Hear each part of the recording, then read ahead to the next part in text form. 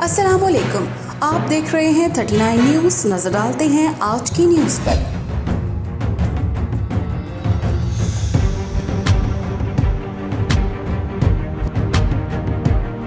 तफसीलात जानते हैं अपने नुमाइंदे से।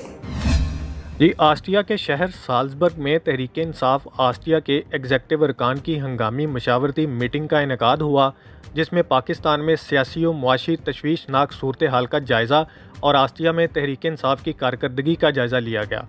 मीटिंग में आस्ट्रिया के तीनों बड़े शहर वियना, लेंस और साल्जबर्ग के अलावा दीगर शहरों से मेंबरान, कारकुनान और एग्जेक्टिव मेंबर्स ने भरपूर शिरकत की।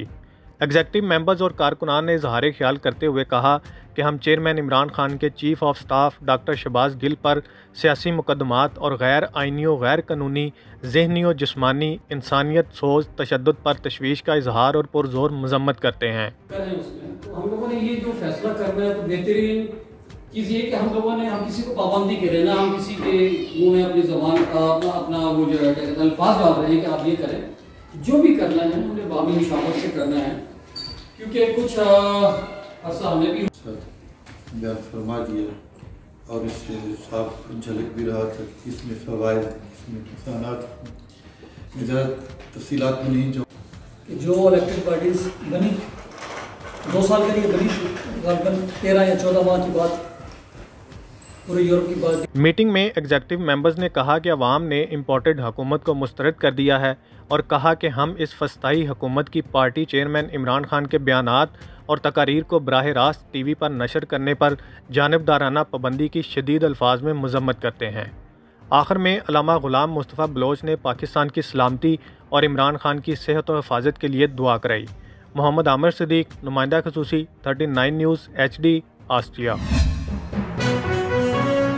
अहम इशूज़ हों या मुल्की और गैर मुल्की शख्सियात की प्रेस कॉन्फ्रेंसेस,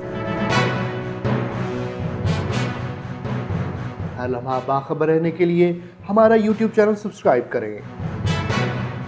बावसूख ज़राए से मुसद्दिक़ा खबरों, तज्ज़ियों और तबसरों से मुस्तफ़ीद होने के लिए अभी हमारी वेबसाइट को विजिट कीजिए।